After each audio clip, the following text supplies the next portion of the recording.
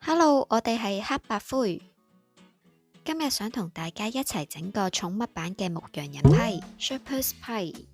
材料同做法都好簡單，大家有時間都可以煮俾主子們試下，唔使餐餐都食乾糧咁悶啊嘛。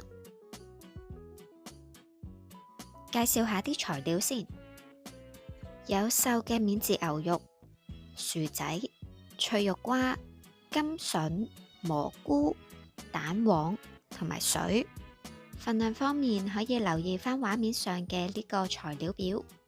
呢個份量以魚仔嚟講，可以食到2至3餐左右。魚仔而家差唔多5 kg。今次煮咁多係因為我哋嘅特別嘉賓嚟咗。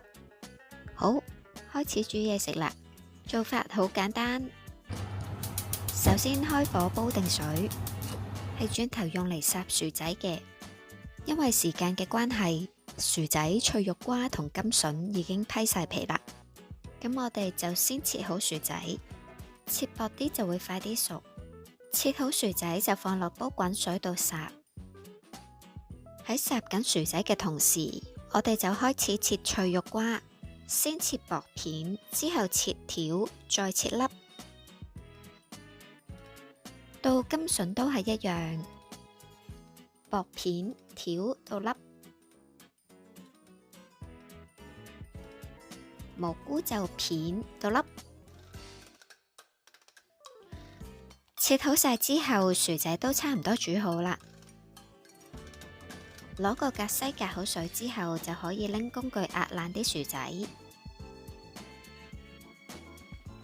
再加半隻蛋黃。因為平時人食嘅薯蓉係會加牛油同埋牛奶去令到佢香啲滑啲。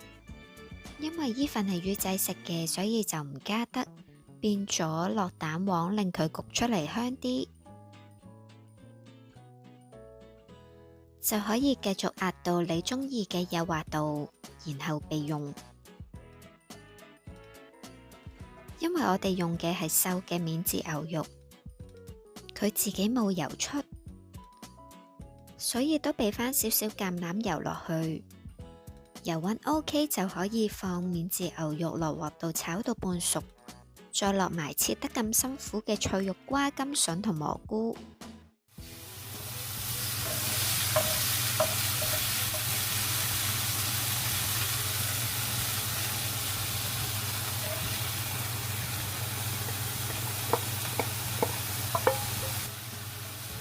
繼續用中火炒到聞到香味，就可以加水煮到啲蔬菜淋身。如果水太多，就可以開返大少少火去收返乾少少先。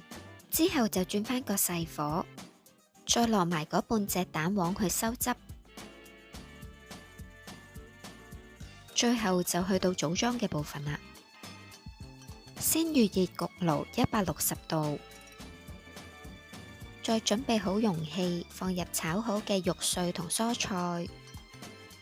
再鋪上薯蓉，鋪好之後可以用叉界返啲花紋，又睇得又食得。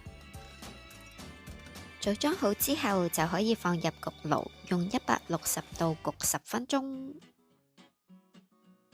大功告成啦！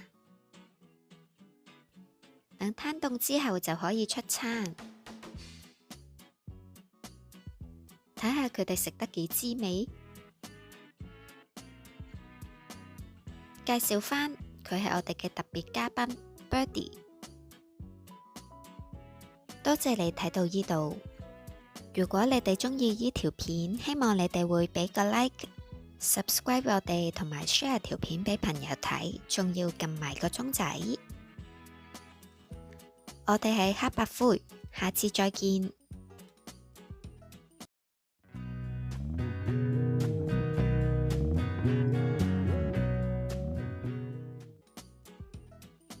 Birdie 食晒之後，仲好似唔夠喉。冇啊，你今日冇食啊？